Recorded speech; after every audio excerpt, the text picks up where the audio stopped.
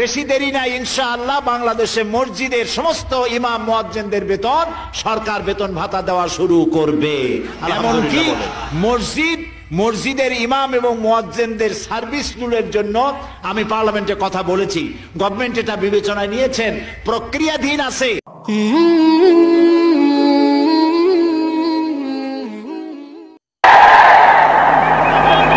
আর radio টিভিতে অসত্য প্রচার এবং বাগাড়ম্বরই এদের একমাত্র পুঁজি।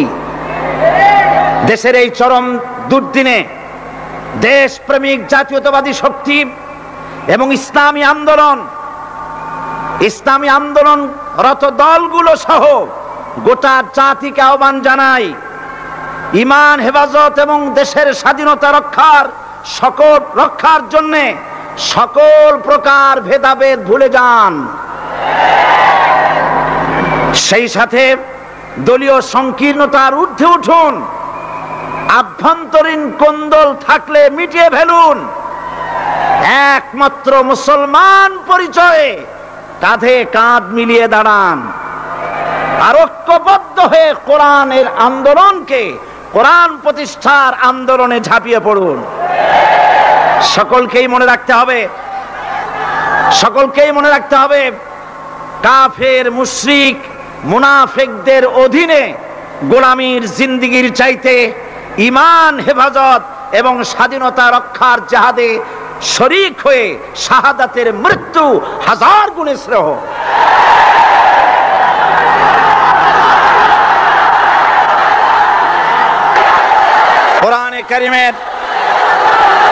কোরআনে কারীমের তাফসীর শুরু করার আগে সাংবাদিকদের জন্য আমি এই কথাগুলি বললাম, যেহেতু রাত বেশি হলে তারা কথাগুলি পত্রিকায় দিতে পারবে না, সেই জন্য পুরা নিউজ বলার আগে হেডলাইনগুলি জানাই দিলাম।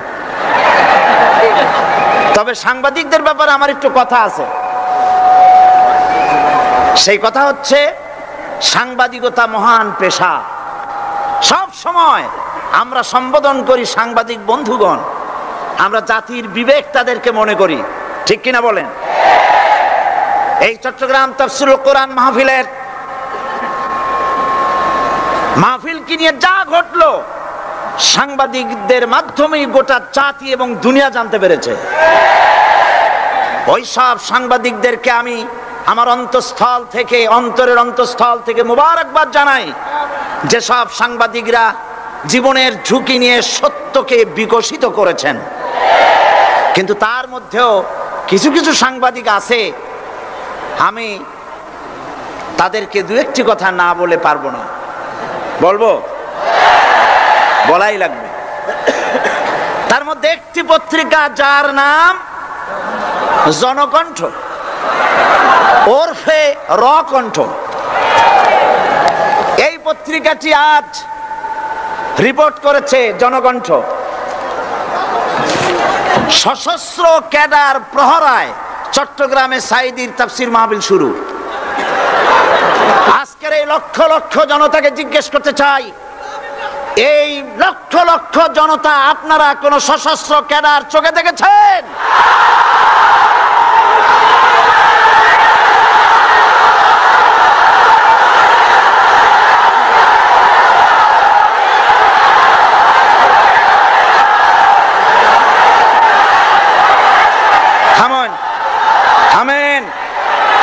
আমার করুণা হয়, ওই সব লোকের জন্য করুণা হয়। রাসূলুল্লাহকে চোখে দেখে আবু জাহেল যেমন বিশ্বাস করতে পারে নাই, এই শ্রেণীর লোকেরা এত বড় মাহফিল দেখেও কলিজায় জাহান্নামের ভয় আসে না।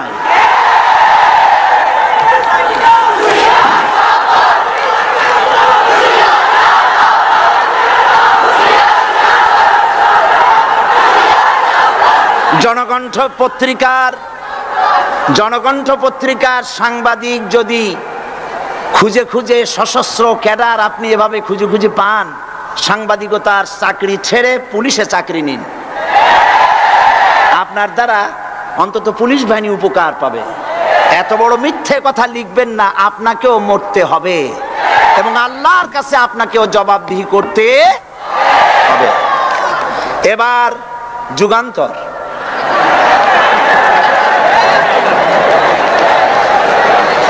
যুগান্তর পত্রিকা নতুন বেরিয়েছে। যুগান্তরকে দেশবাসী বস্তুনিষ্ঠ সংবাদ পরিবেশন করবে বলেই আশা করে। জনকণ্ঠের মতো জঘন্য কণ্ঠে যুগান্তর পরিণত হোক, জাতি তা চায় না।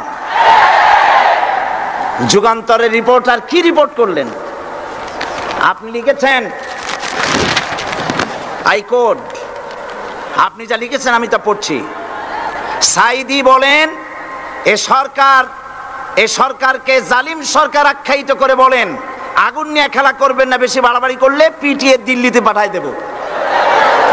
এই লক্ষ জনতা সাক্ষী দেন, সরকারকে পিটাইয়া দিল্লি পাঠাবে এই কথা আমি বলেছি।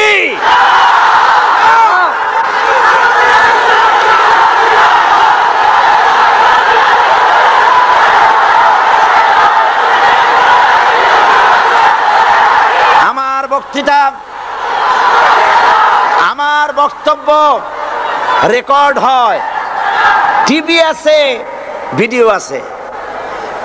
আপনি এই লক্ষ লক্ষ মানুষ আপনাকে মিথ্যাবাদী মনে করবে যে আপনি একটা মিথ্যা কথা লিখছেন, কিন্তু গোটা জাতির কাছে যুগান্তর গিয়ে আমাকে আপনি কি বানালেন? 40 বছর এই রাস্তায় কথা বলি, কোরআনের কথা বলি, 40 বছর এই রকমের হালকা কথা, সরকার পিটাইয়ে দিল্লি পাঠাবো এই রকমের পোলাপানের মতো কথা যদি আমি বলতাম, তাহলে কি মানুষ আসতো আমার মাহফিলে? এই যুগান্তর পত্রিকা আমার বগুড়ার বক্তৃতাকে বিকৃত করেছে। বগুড়ায় আমি কি বলেছিলাম আজকে সে কথা আপনাদের জানা দরকার। সরকারের সোনার ছেলেরা আমাকে বলেছে আমি স্বাধীনতা বক্তব্য রাখি, স্বাধীনতা বিরোধী বক্তব্য রাখি। বগুড়ায় তার প্রমাণ করেছি। বগুড়ায় আমি কি বলেছি? বগুড়ায় আমি বক্তব্য রাখতে গিয়ে বললাম, বর্তমান প্রধানমন্ত্রী, আমি যা বলি আমার তা মনে থাকে এবং রেকর্ড আছে, হাজার হাজার মানুষের সামনে বলেছি। কোন পত্রিকা এরকমের বেকায়দা রিপোর্ট করে না যেমন আজকে আপনি করেছেন, পিটাইয়ে দিল্লি পাঠাবো। কি আর কেউ করেছে রিপোর্ট? সেখানে আমি বলেছি 4 দলের মহাসমাবেশগুলি দেখে প্রধানমন্ত্রীর মাথা খারাপ হয়ে গেছে। আর মাথা খারাপ হইতেই পারে, যেহেতু ফ্যামিলি অ্যাফেয়ার্স যদি খারাপ থাকে মাথা গরম থাকে। আমি সেখানে বলেছি প্রধানমন্ত্রী তিনি বলেছেন 4 দল একত্রিত হয়ে বাংলাদেশটারে পাকিস্তান বানাবে। দেখছেন না পত্রিকায়? আমি বলেছি দেখেন, একটা দেশের প্রধানমন্ত্রী মিথ্যা কথা বলেন, আমি এই রকমের কথা বলবো না, তবে উনি যা বলেন তা কিন্তু সত্য নয়। মিথ্যাবাদী আমি বলতে পারি না, বলবোই না, তবে যা বলেন তা সত্য নয়। আস্তে করে বলছি। উনি বলছেন দেশটারে পাকিস্তান বানাবে 4 দল। আমি বললাম বিগত 21 বছর যারা দেশ চালাইছে তারাই তো 4 দলের মধ্যে আছে না নাই? পাকিস্তান বানাইছে তারা? আচ্ছা আপনারা বলেন পাকিস্তান কাছে না হিন্দুস্তান কাছে?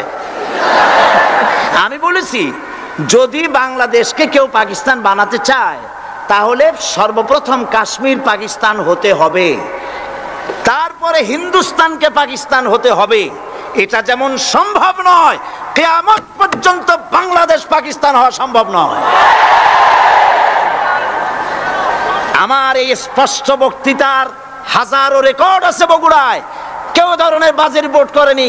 যুগান্তর লিখেছে, সাইদি বলেছে কাশ্মীর পাকিস্তান হইলেই বাংলাদেশ পাকিস্তান হয়ে যাবে। আমি ওই দিন ঢাকায় এসেই যুগান্তর পত্রিকার চিফ রিপোর্টারকে টেলিফোন করে বলেছি আপনি একটা ভুল রিপোর্ট আপনার সাংবাদিক করেছে বগুড়া থেকে, জাতি বিভ্রান্ত হবে।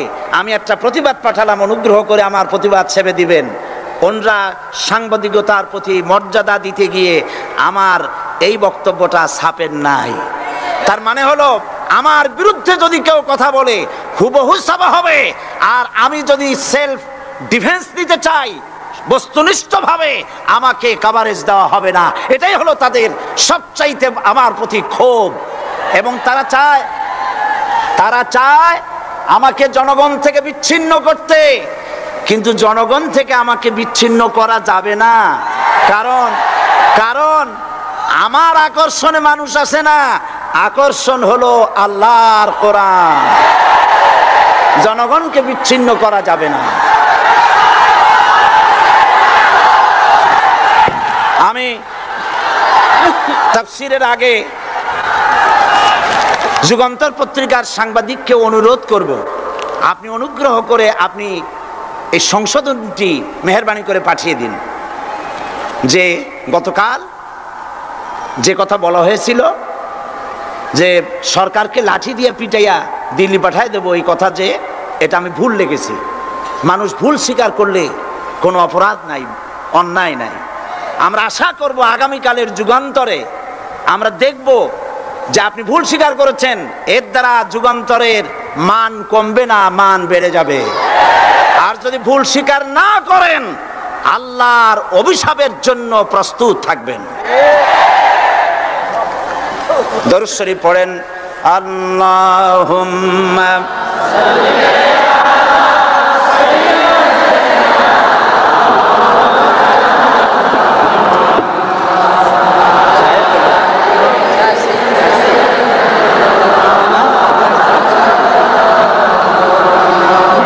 আল্লাহুম্মা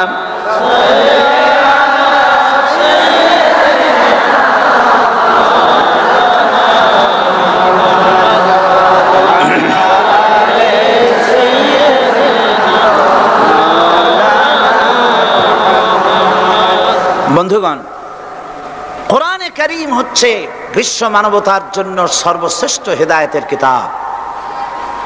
এই কিতাব আল্লাহ রাব্বুল আলামিন অবতীর্ণ করেছেন গোটা মানব গোষ্ঠীর জন্য, পৃথিবীর সমস্ত মানুষের জন্য আল্লাহ পাক এই কোরআন নাজিল করেছেন। কোরআন কার বাণী?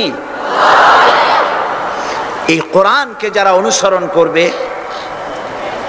তাদের সম্পর্কে আল্লাহ পাক বলেছেন, ফামান তাবিআ হুদায়া ফালা খাউফুন আলাইহিম ওয়ালা হুম ইয়াহজানুন।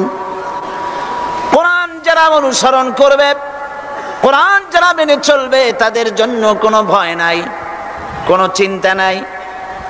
কোরআনের আইন যারা মানবে, কোরআনের শাসন যারা মানবে, তাদের জন্য কোনো ভয় নাই, চিন্তা নাই। কোরআন আল্লাহ রাব্বুল আলামিন এই পৃথিবীতে তাবিজ লেখার জন্য পাঠান নাই।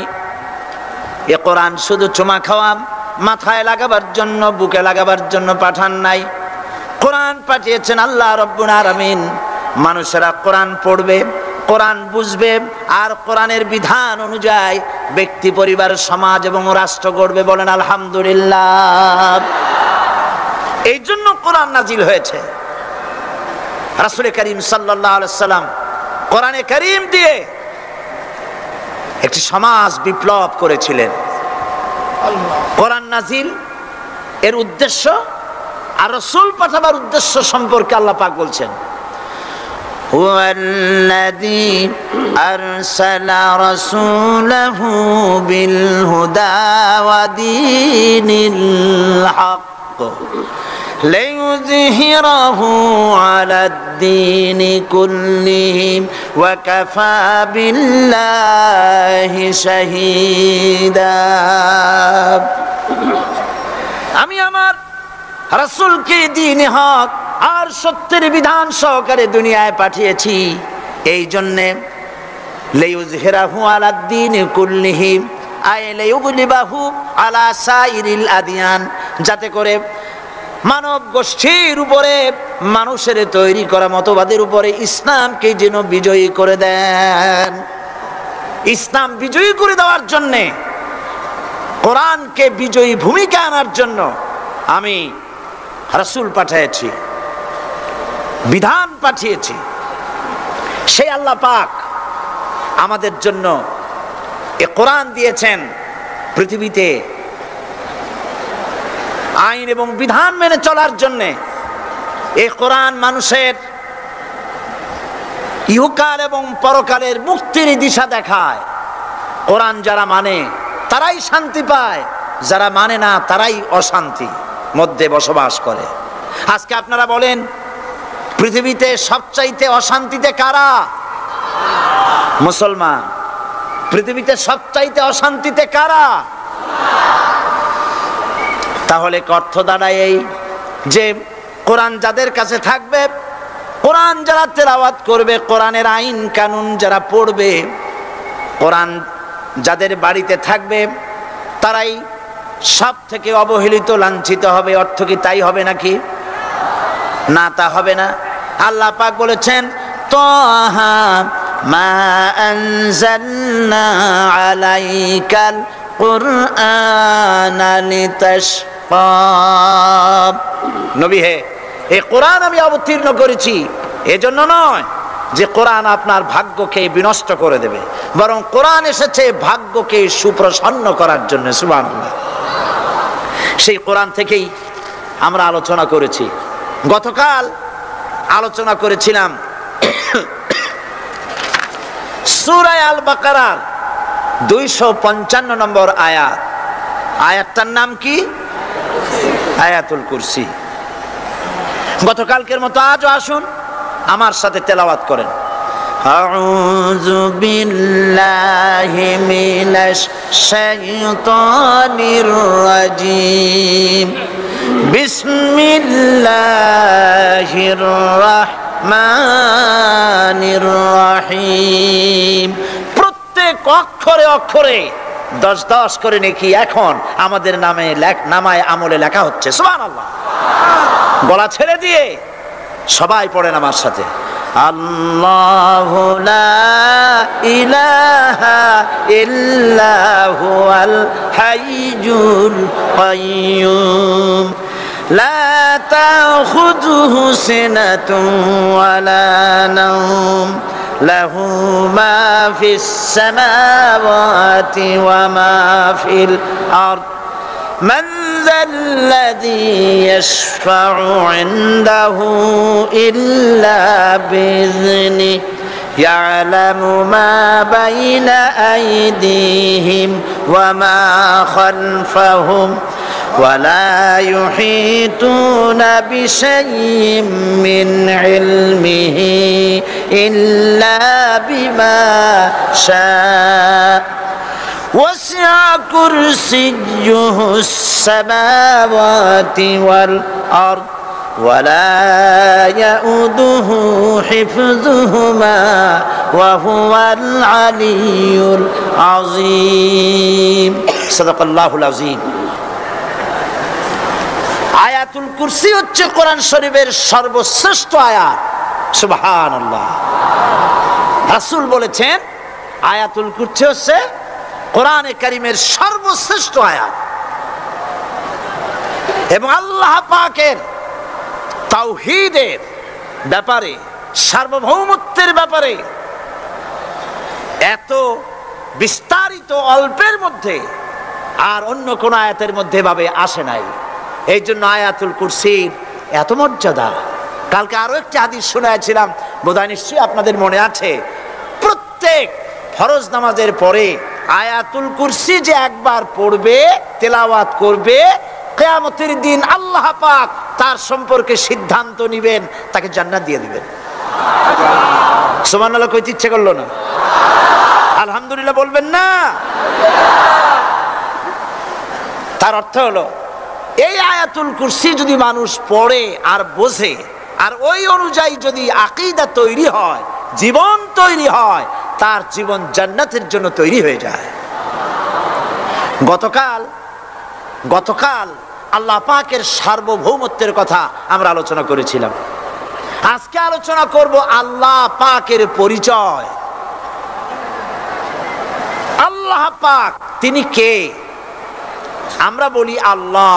আমরা কি বলি? বলেন সবাই, কি বলি? আমি অনেকবার আপনাদেরকে এই কথাটা বলেছি, বোধহয় নিশ্চয়ই মনে আছে। আল্লাহ এই উচ্চারণটা আমাদের অনেকের হয় না, কেউ বলে না আল্লাহ। আল্লাহ পাকের উচ্চারণটা হচ্ছে, আল্লাহ পাকের নামের উচ্চারণ হচ্ছে আল্লাহ। মুখটা একটু গোল হয়ে যাবে, বলেন আল্লাহ আল্লাহ। সুবহানাল্লাহ। পৃথিবীতে বিভিন্ন জাতি তার স্রষ্টাকে, তারা যাকে স্রষ্টা মনে করে, বিভিন্ন নামে ডাকে।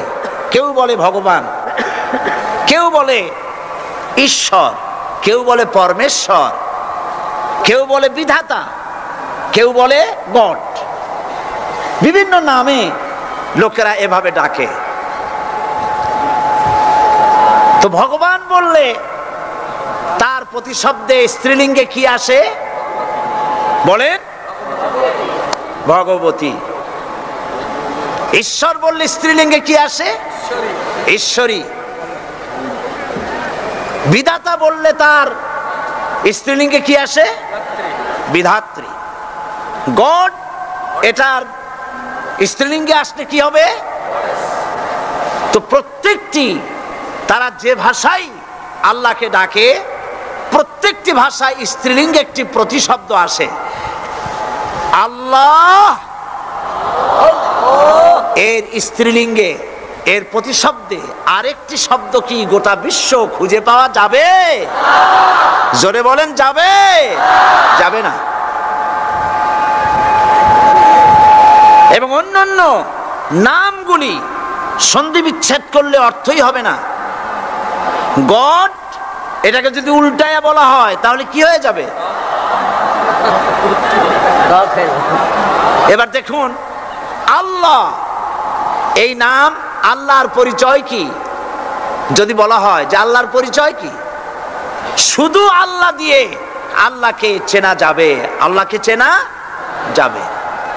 আল্লাহ রাব্বুল আলামিন বলছেন, আল্লাহু লা ইলাহা ইল্লা হুয়াল হাইয়ুল কাইয়্যুম।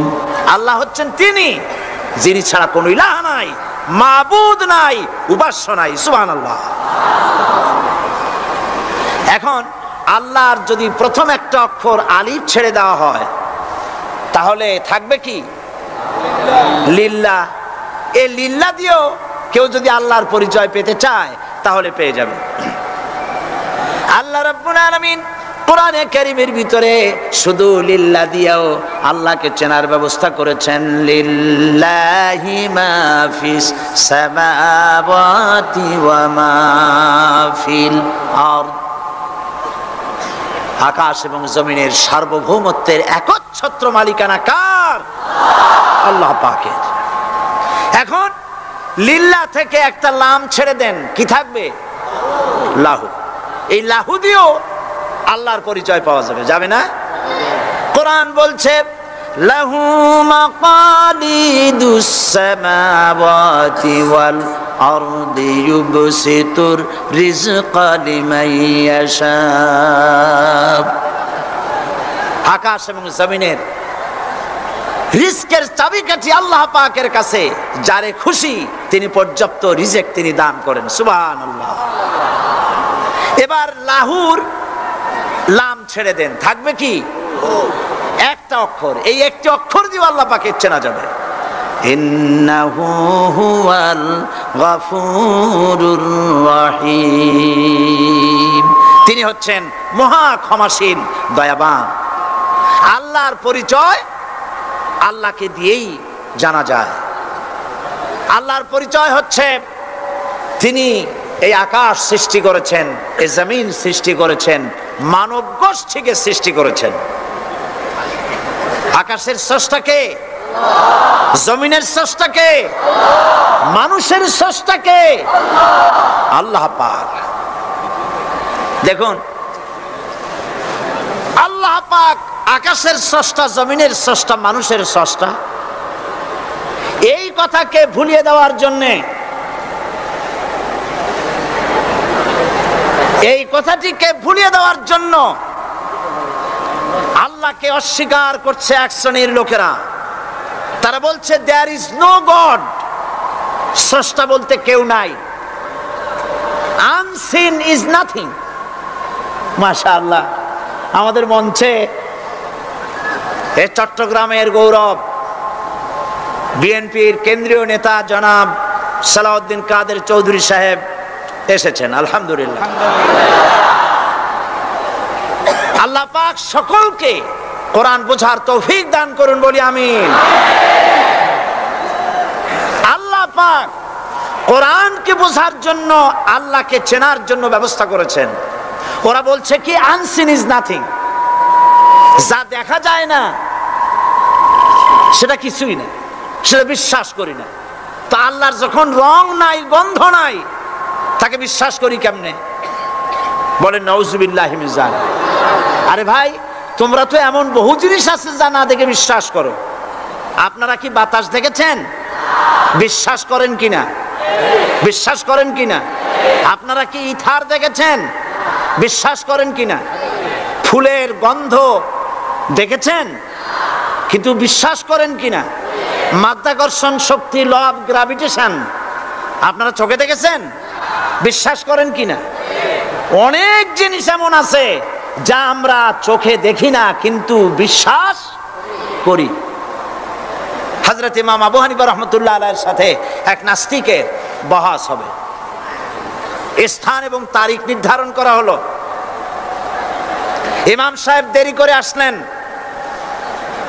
নাস্তিক বলছে, আমি আপনার সঙ্গে কোনো বিতর্কে যেতে চাই না, কারণ আপনি ওয়াদা রক্ষা করতে পারেন নাই, নির্ধারিত সময় অন্তত 3 ঘন্টা পরে এসেছেন।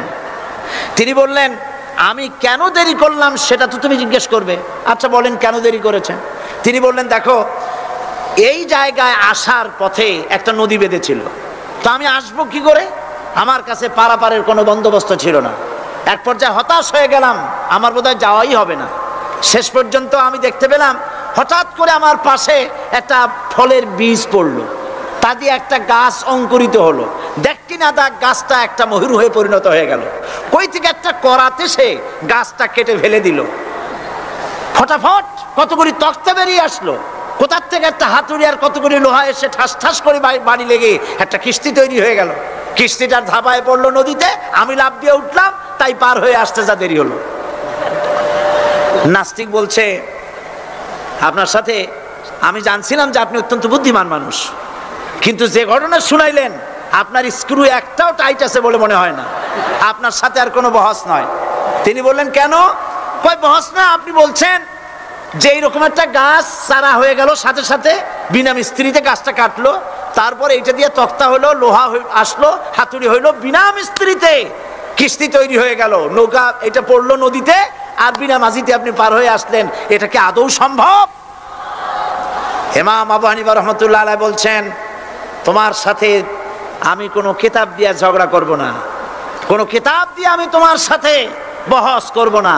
এই একটি দৃষ্টান্ত তোমার জন্য যথেষ্ট। একটা মিস্ত্রি ছাড়া যদি একটা কিস্তি তৈরি না হতে পারে, একটা গাছ কেটে তক্তা যদি না হতে পারে, এই বিশাল আকাশ, এই বিশাল জমিন, আর তোমার মতো এরকম একটা সুন্দর মানুষ বিনা মিস্ত্রিতে, বিনা স্রষ্টায় তৈরি হলো কেমনে? এক কথায় নাস্তিক বলছে, আমার জীবনের ভুল ধরা পড়লো। নাস্তিক বলছে, জীবনের ভুল ধরা পড়েছে, আমি মুসলমান হয়ে গেলাম। লা ইলাহা ইল্লাল্লাহু মুহাম্মাদুর রাসূলুল্লাহ। জোরে পড়েন, লা ইলাহা লা ইলাহা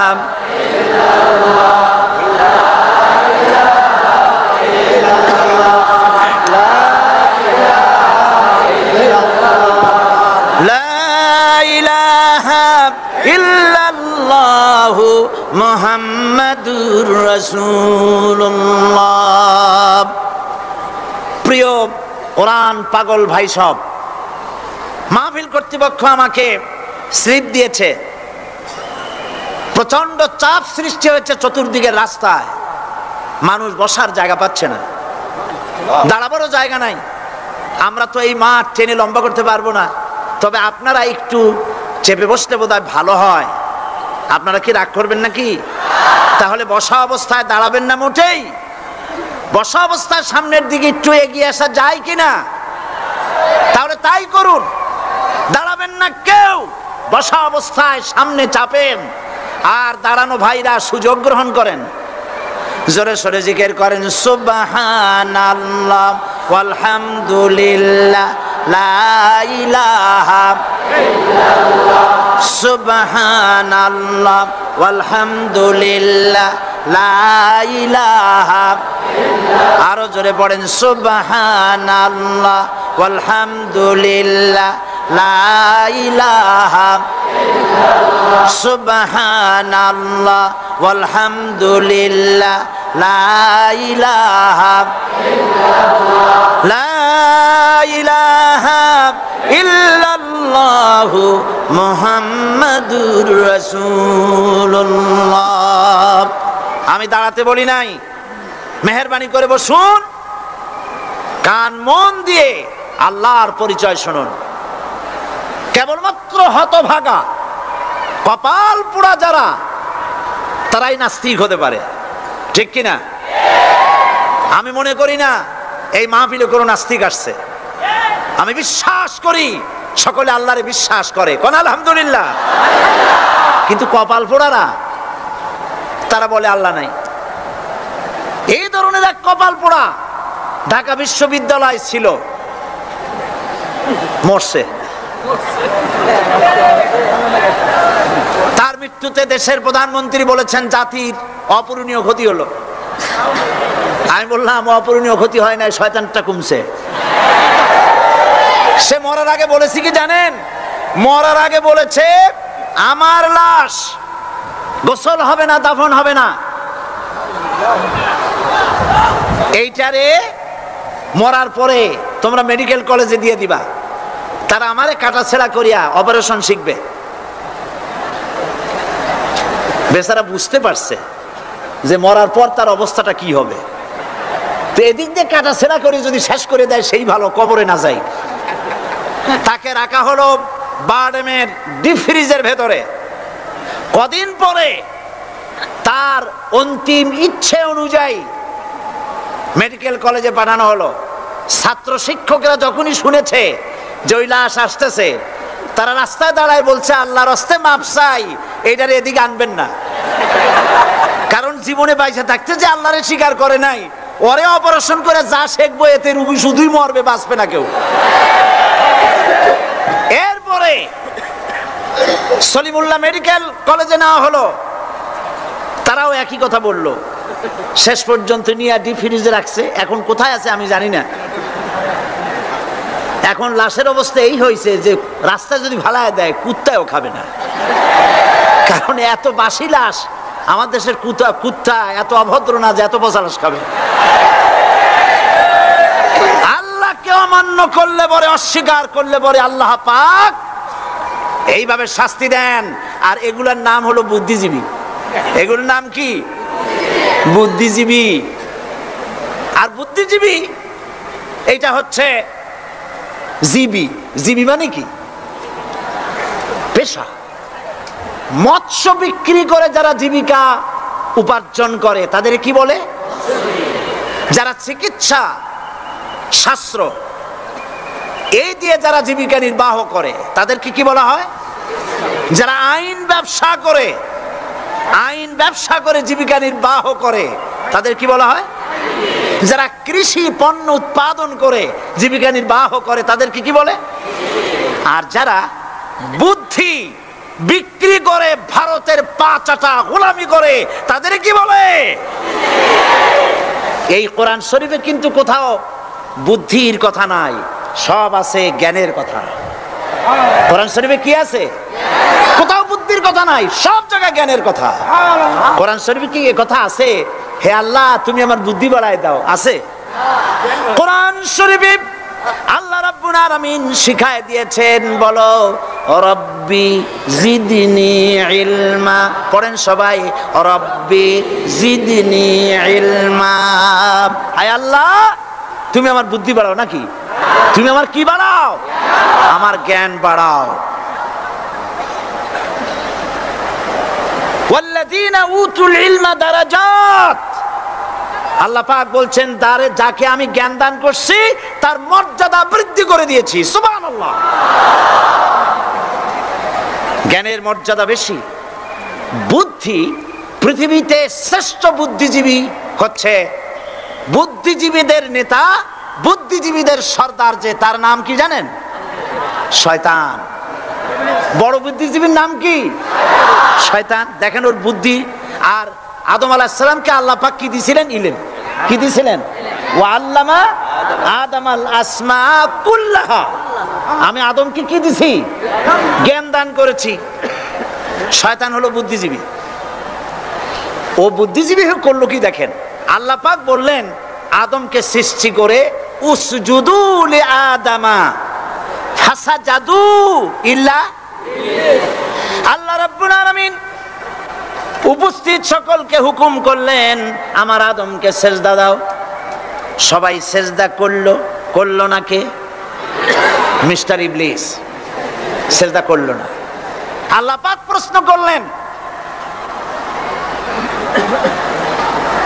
ইবলিস তুমি আমার হুকুম মানলে না কেন? কেন তুমি সেজদা করলে না? শয়তান তখন বুদ্ধির আশ্রয় নিল। শয়তান বলল, খালাকতানি মিন নার ওয়া খালাকতাহু মিন তিন।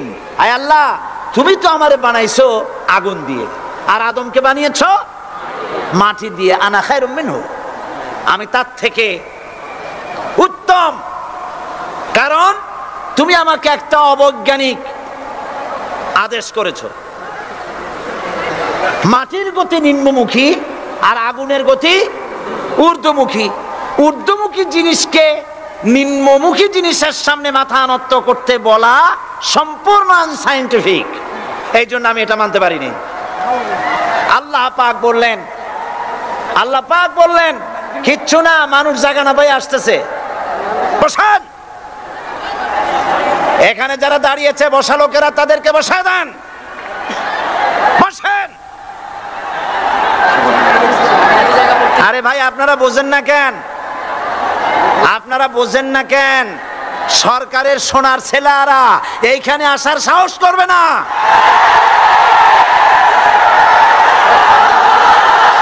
জায়গা পায় না।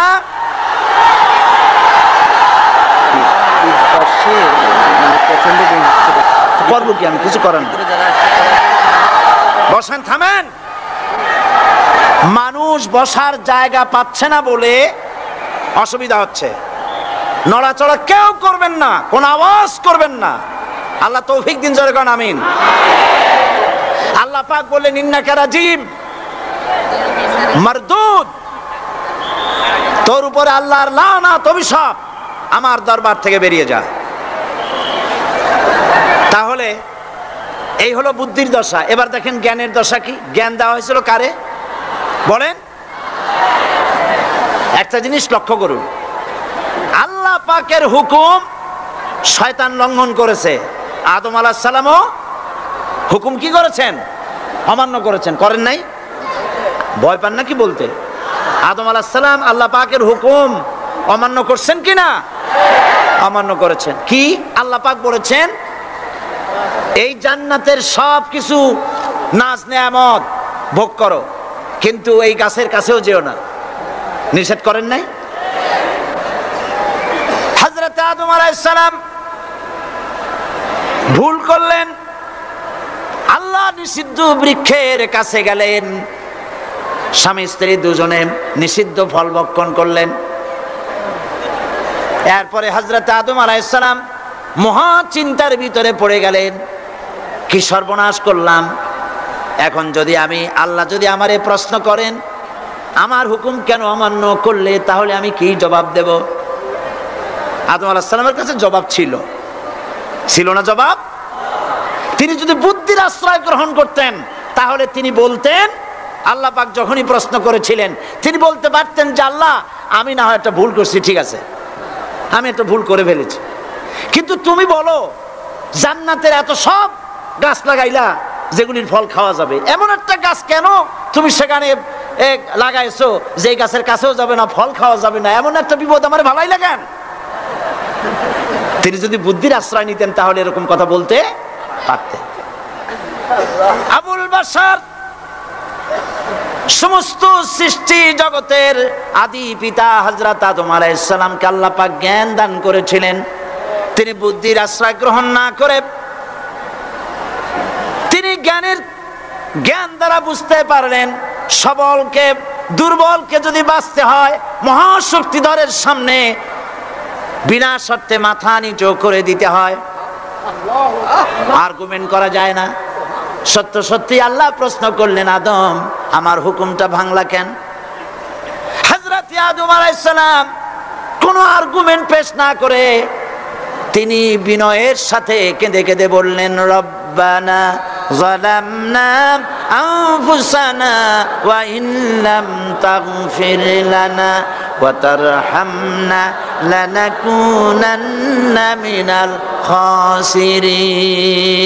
সবাই পড়েন, রব্বানা যালামনা আনফুসানা ওয়া ইন লাম তাগফির লানা ওয়া তারহামনা লানাকুনান্না মিনাল খাসিরিন।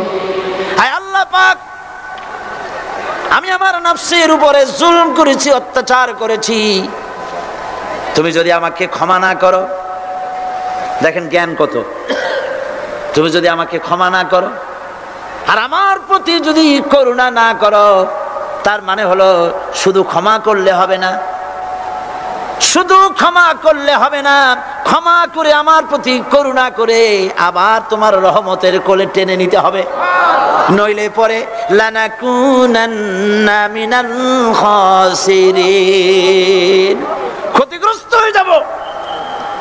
মাফও করবা, করুণাও করবা। সুবহানাল্লাহ ওয়া বিহামদিহি। আল্লাহ পাক দুজনকেই পাঠায় দিলেন। শয়তান আসলো, শয়তান হইয়া আদম আলাইহিস সালাম হলেন, তার ভুল মাফ হয়ে গেল, নবুয়তের মর্যাদা দিয়ে আল্লাহ পাক পৃথিবীতে পাঠায় দিলেন। সুবহানাল্লাহ। সুতরাং কোরআন শরীফে কোথাও বুদ্ধির কথা নাই, জ্ঞানের কথা আছে। আল্লাহ পাক বলছেন, আমি আদম, আমি দাউদ এবং সুলাইমানকে জ্ঞান দান করেছি, ইব্রাহিমকে জ্ঞান দান করেছি। কোরআন শরীফের বহু জায়গায় শুধু জ্ঞানের কথাই বলা হয়েছে। সুবহানাল্লাহ ওয়া বিহামদিহি। সুতরাং বুদ্ধিজীবী, এই বুদ্ধিজীবীরা তারা আসল জ্ঞানটা নাই। আসল জ্ঞান কোনটা বলেন? কোনটা? ডক্টর শহীদুল্লাহ মরহুম, আমি অনেকবার বলেছি তার কথা, আল্লাহ তাকে জান্নাতুল ফেরদাউস নসিব করুন, বলেন আমিন। ডক্টর শহীদুল্লাহ মরহুম বলতেন তার লোকদেরকে যে তোমরা বিদেশ থেকে অনেক ডিগ্রি নামের আগে আনতে পারো, তোমরা পণ্ডিত, একথা আমি স্বীকার করি, কিন্তু কোরআন শরীফের জ্ঞান যদি না থাকে তাহলে পণ্ডিতের আগে আর একটা শব্দ বসবে, মূর্খ পণ্ডিত। কোরআনের জ্ঞান পাণ্ডিত্যকে পরিপূর্ণ করে দেয়, কারণ ওয়ামা উতিতুম মিনাল ইলমি ইল্লা কালিলা। সুবহানাল্লাহ। আল্লাহ পাক বলছেন তোমাদেরকে সামান্যতম জ্ঞান দান করেছি। কতটুকুন জ্ঞান? কতটুকুন? সামান্যতম জ্ঞান দান করেছি। ইল্লা কালিল বলা হয় নাই, কালিলা, সামান্যতম। তমর অর্থ যারা বোঝেন তারা নিশ্চয়ই বুঝতে পারেন তমটা কি। সামান্যতম, সামান্যের সামান্যের কত কত সামান্যতম তা আল্লাহ পাক ভালো জানেন। এই জন্য আমি বলি, এই যে আল্লাহ সামান্যতম জ্ঞান আমাদের দিলেন, সুবহানাল্লাহ, এই সামান্যতম জ্ঞান যদি এইরকম হয়, গোটা পৃথিবীটা এখন নজরুল ইসলাম আমাদের জাতীয় কবি, আল্লাহ তারেও বেহেশত দান করুন, কোন আলহামদুলিল্লাহ, জোরে বলেন আমিন। নজরুল ইসলামও কবি, আর আমাদের দেশেও সরকারের ঘোষিত কবি, প্রধান কবি। একজন জাতীয় কবি তিনি বলছেন, মসজিদেরই পাশে আমার কবর দিও ভাই, যেন সকাল সন্ধে মুয়াজ্জিনের আজান শুনতে পায়। জাতীয় কবি। আর এই সরকারের দৃষ্টিতে প্রধান কবি যিনি, তিনি বলছেন, ফজরের আজান যখন শুনি মনে হয় বেশ্যা তার খরিদ্দার ডাকতেছে। আমি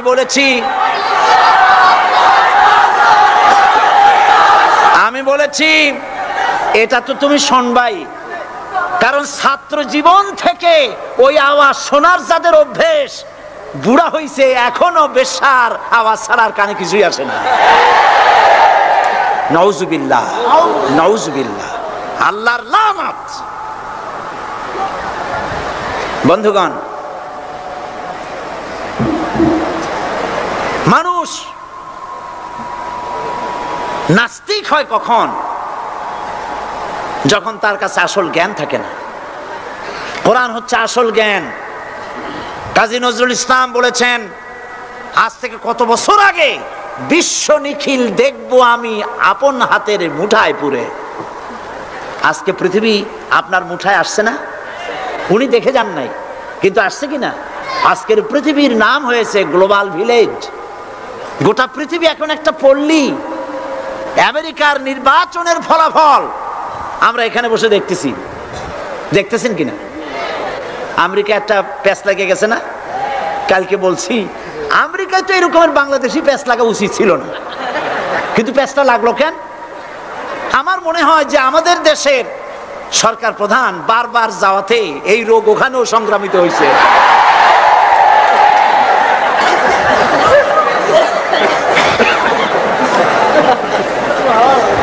মূল বক্তব্য যেটা, সেটা হচ্ছে পৃথিবী এখন গ্লোবাল ভিলেজ, হাতের মুঠায় চলে আসছে। সারা দুনিয়ার খবর মুহূর্তের ভিতরে পাচ্ছেন, কম্পিউটারের ভেতরে আপনি বাজারঘাট করতে পারছেন। আপনার বাড়িতে কম্পিউটার টিপে, আমি এবার লন্ডন থেকে যখন আসতেছিলাম, এনসাইক্লোপিডিয়া ব্রিটানিকা 2000 সালের বইটা আনতে চাইলাম। তোরা বললো আপনি এটা নেবেন কেমনে?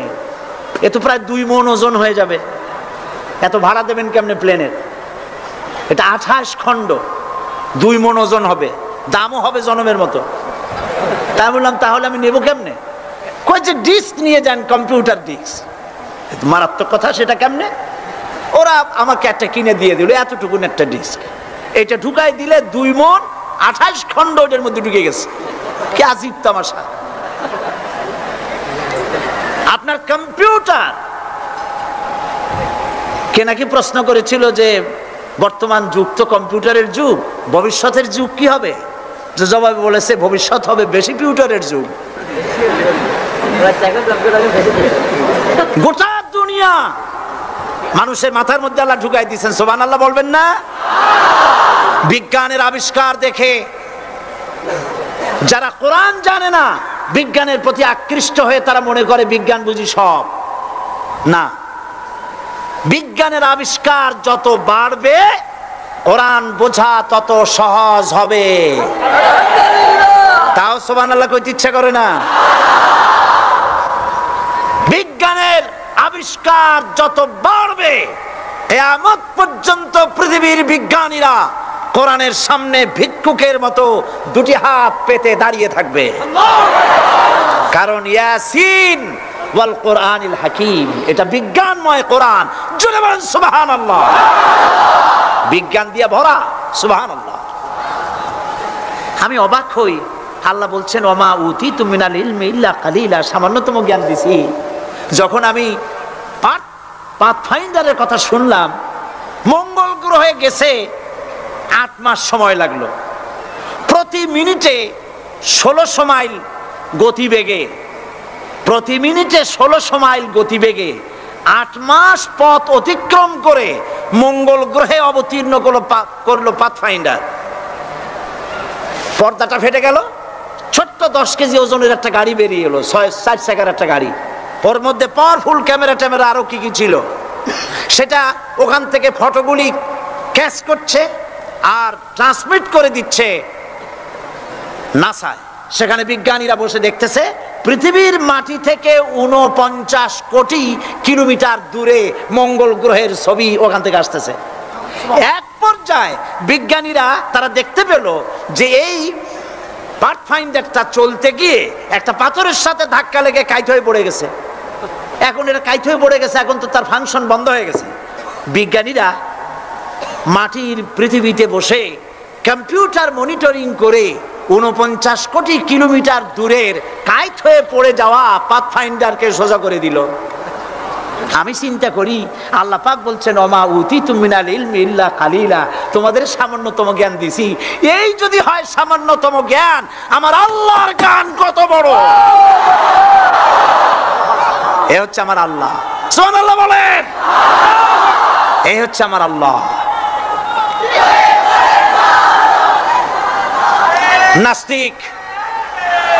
নাস্তিক মুরতাদ পৃথিবীর সবচাইতে নিকৃষ্ট মানব সৃষ্টির ভিতরে উলাইকা শাররুল বারিয়া, মানব সৃষ্টির ভিতরে সৃষ্টিকুলের মধ্যে আল্লাহ যা সৃষ্টি করেছেন তার মধ্যে সবচাইতে নিকৃষ্ট হলো কাফের। সবচাইতে নিকৃষ্ট কি? যারা আল্লাহকে অস্বীকার করেছে, যারা নাস্তিক, যারা মুরতাদ। আল্লাহ পাক জ্ঞান দান করেছেন মানুষকে। সুতরাং আল্লাহ পাক কোরআনের মধ্যে তার নিজের পরিচয় ছোট্ট একটি সূরার মধ্যে ব্যাপক আকারে বলে দিয়েছেন। কি? কুল হুয়াল্লাহু আহাদ। সবাই পড়েন আমার সাথে, কুল হুয়াল্লাহু আহাদ আল্লাহুস সামাদ লাম ইয়ালিদ ওয়া লাম ইউলাদ ওয়া লাম ইয়াকুল লাহু কুফুয়ান আহাদ। আল্লাহ পাক বলেন আল্লাহ এক এবং একক, তিনি কারো মুখাপেক্ষী নন, তিনি কাউকে জন্ম দেন নাই, তাকেও কেউ জন্ম দেয়নি, আকাশ আর জমিনে আল্লাহর সমকক্ষ কেউ নাই। কোথায় সেই স্বৈরাচারীরা? কোথায় সেই দুর্বিনীত অহংকারী স্বৈরাচার যারা আমার জমিনের উপরে, আমার মানুষের উপরে রাজত্ব চালিয়েছে? তারা আজকে কোথায়? কোথায় সেই অহংকারীরা? আল্লাহ পাক সেদিন যে বলবেন, সেদিন তো বলবেন, কিন্তু দুনিয়ার মাঝেও স্বৈরাচার যারা, অহংকারী যারা, তাদের শাস্তি পৃথিবীর বুকেও দেন, আর সেদিন তো দিবেনি। কত স্বৈরাচার আমরা দেখলাম, কত অহংকারী দেখলাম, যাদের তর্জনী হেননে লক্ষ কোটি কোটি মানুষ উঠতো আর বসতো। তাদের জিল্লাতির সঙ্গে আল্লাহ রব্বুল আলামিন কতজনকে বিদায় করে দিলেন। ফুলের মালা নিয়ে কুলাতে পারে নাই, পা থেকে শুরু করে গলা পর্যন্ত ফুলের মালা দিয়া ডুবাই দিল ভক্তরা। আবার আল্লাহ রব্বুল আলামিন এমন শাস্তি দিলেন, ফুলের মালার পরিবর্তে জুতার মালা নিয়ে জেলের মধ্যে ঢুকাইয়া দিলেন। ঠিক কিনা গণ? অহংকারী আর স্বৈরাচার যারা হয়, আল্লাহ পাক এভাবে তাদের দৃষ্টান্ত দেখিয়ে দেন। আমরা কত দেখলাম, 9 বছরের রাজা, 10 বছরের সাজা। পৃথিবীর মুখে যারা অহংকার করে, যারা স্বৈরাচার হয়, আল্লাহর আইনকে যারা বৃদ্ধাঙ্গুষ্টি প্রদর্শন করে, আল্লাহ পাক তাদের জমিনেও দেখান। এখানে চূড়ান্ত ফয়সালা আল্লাহ করেন না, আসল ফয়সালার জায়গা তো আছেই, তবে এখানে নমুনা দেখায় দেন। কিন্তু মুশকিল হচ্ছে, ইতিহাসের সবচাইতে বড় শিক্ষা হলো, ইতিহাস থেকে মানুষেরা শিক্ষা গ্রহণ করে না। একজনে যে কাম করে বিপদে পড়ে, আর একজন এসে আবার সেই পথেই অগ্রসর হয়, নিশ্চিত মৃত্যুর পথে। লোকেরা আমাকে প্রশ্ন করে যে আপনি পীর মুরিদি করলেন না কেন, তাহলে তো আমরা মুরিদ হইতাম। অনেকে বলে, সিলেটে বহুবার আমাকে বলেছে যে পীর মুরিদি করেন, আমরা মুরিদ হই। শুধু সিলেট না, বাংলাদেশের বহু জায়গায় বলেছে যে পীর মুরিদি করেন না কেন। আমি করতেও পারি, কারণ আমার আব্বা এবং আমার চাচা দুজনই ফুরফুরার হযরত মাওলানা আবু বকর সিদ্দিকী রহমতুল্লাহ আলাইহির খলিফা ছিলেন। হাজার হাজার মুরিদ তাদের আছে। কাজে পীর মুরিদি করলেন না কেন? আর এত ইসলামী দল থাকতে আপনি জামাত ইসলামী করেন কেন, এই প্রশ্ন করলো। তা আমি এই প্রশ্নের জবাব দিতে দিতে শেষ পর্যন্ত বই লিখলাম, আমি কেন জামাত ইসলামী করি। এটা একটি বই, 250 পৃষ্ঠার বই। এসব বইপত্র আপনাদেরকে সংগ্রহ করার তৌফিক দান করুন। ইসলামী আন্দোলনের সাথে শরীক না হলে আমরা পরিপূর্ণরূপে দিন কায়েম করতে পারবো না। এই জন্য কোরআন এর শাসন যদি চাই, তাহলে কোরআন প্রতিষ্ঠার আন্দোলন যারা করে তাদের সাথে আমাদেরকে একত্র হতে হবে। আল্লাহ যেন সেই তৌফিক আমাদেরকে দান করেন, আমরা বলি আমিন। যারা বিদেশে আছেন, আল্লাহ তাদেরকে সুস্থ রাখো, ভালো রাখো। আল্লাহ তাআলা তাদেরকে ঈমানের সাথে রাখো। আল্লাহ তাআলা তুমি দয়া করে তাদের প্রতি তাদের কামাই রুজিতে বরকত দান করে দাও। রব্বুল আলামিন, আমাদের প্রিয় জন্মভূমি বাংলাদেশের উপরে তোমার রহমত নাজিল করো। যারা এই দেশটাকে ক্রমান্বয়ে নৈরাজ্যের দিকে ঠেলে দিতে চায়, নানান রকমের অশান্তি সৃষ্টি করে দেশটাকে অশান্তির দিকে ঠেলে দিতে চায়, আল্লাহ তাআলা তুমি তাদের হাত থেকে দেশটাকে রক্ষা করো। যত যুবক এখানে এসেছে, আল্লাহ সব যুবকদের গুনাহ আল্লাহ তুমি দয়া করে মাফ করে দাও। আল্লাহ তাআলা যুবকদেরকে ইসলামী আন্দোলনের, কোরআনের শাসন প্রতিষ্ঠার আন্দোলনে শরীক হওয়ার তৌফিক দিয়ে দাও। বলতেছিলাম যে আমরা হচ্ছে এমন এক নবীর উম্মত যে তিনি এমন শক্তিশালী ছিলেন, তার দোয়া আল্লাহ তাআলা কবুল করেন। মুখ দিয়া বলা লাগে না, মনে মনে দোয়া করলেও আল্লাহ কবুল করে। সুবহানাল্লাহ বলেন। প্রিয় ভাই সব, নবীজি মক্কা থেকে মদিনা শরীফ চলে গিয়েছিলেন, নামাজ পড়তেছিলেন বাইতুল মুকাদ্দাসের দিকে ফিরে, কিন্তু মন বলতেছিল যদি আল্লাহ তাআলা আমাকে মক্কার দিকে ফিরে নামাজ পড়তে বলতেন তাহলে বড্ড খুশি হতাম। এজন্য তিনি হাত তোলেন না, এজন্য তিনি মুখ দিয়েও বলেন না, মনে মনে চিন্তা করেন জিবরাইল যদি আসতো। একদিন তিনি জোহরের নামাজ পড়ছেন, 2 রাকাত পড়া হয়ে গেছে, তাশাহুদ পড়তেছিলেন, এমন সময় জিবরাইল নাজিল হয়ে গেল। আল্লাহ তাআলা ওহী নাজিল করলেন, কাদ নারা তাকাল্লুবা ওয়াজহিকা ফিস সামা। নবী হে, আমি লক্ষ্য করেছি আপনি বারবার আমার আকাশের দিকে তাকাচ্ছেন। আপনার মনের ইচ্ছা আপনি কাবার দিকে মক্কার দিকে ফিরে নামাজ পড়বেন, আপনার এরাদা পুরা হয়ে গেছে। নামাজের বাকি অংশ মক্কার দিকে ফিরে আদায় করুন। সুবহানাল্লাহ। দেখছেন অবস্থা? মুখ দিয়া বলা লাগে না, মনে এরাদা করতে দেরি, দোয়া কবুল হতে দেরি নাই। হাদিস শরীফ এসেছে, রাসূলের কাছে হযরতে আবু হুরায়রা রাদিয়াল্লাহু তাআলা আনহু তিনি রাতের বেলায় এসে কাঁদতেছিলেন রাসূলের সামনে। রাসূল প্রশ্ন করলেন, আবু হুরায়রা এত রাতে তুমি কাঁদো কেন? তিনি বললেন, আমার মা আমাকে মেরেছে। তো মা তোমাকে মারলো কেন? তুমি কি কোনো বেয়াদবি করছো? না, বেয়াদবি করি নাই। তো মারলো কেন? হযরত আবু হুরায়রা বলেন, ইয়া রাসূলুল্লাহ, আপনার দরবার থেকে ফিরতে বাড়িতে দেরি হয়েছিল, আমার মা আমাকে জিজ্ঞেস করলো এত রাত কোথায় ছিলি? আমি আপনার নাম বললাম। আমার মা কাফের, মুশরিকা, মুসলমান হয় নাই। আপনার নাম শুনে আমার মায়ের গায়ে আগুন জ্বলে গেল। আমার মা আমাকে মারা শুরু করে দিল আর বলল, হয় আমার বাড়ি ছাড়বি আর না হয় মুহাম্মদ সাল্লাল্লাহু আলাইহি সাল্লামের বাড়ি ছাড়বি। আমি বললাম, মা তোমার হাতে যত শক্তি আছে সব শক্তি দিয়া তুমি আমারে পিটাও, মারো, আমি তোমার বাড়ি ছাড়তে পারি, কিন্তু আল্লাহর নবী মুহাম্মদুর রাসূলুল্লাহর কদম মোবারক ছাড়তে পারি না। আমার মা আমাকে গলায় ধাক্কা দিয়ে বের করে দিল। রাসূলুল্লাহ বললেন, তোমার মা তোমারে মারছে তাই তুমি আমার কাছে নালিশ করছো? কয় যে নালিশ না হুজুর। কি? হযরত আবু হুরায়রা বললেন, হুজুর আমি জানি আল্লাহ রাসূল যদি আল্লাহর কাছে হাত উঠায় আল্লাহ দোয়া কবুল করেন। আপনি শুধু একটু দোয়া করেন আল্লাহ যেন আমার মায়ের হেদায়েত করে দেয়।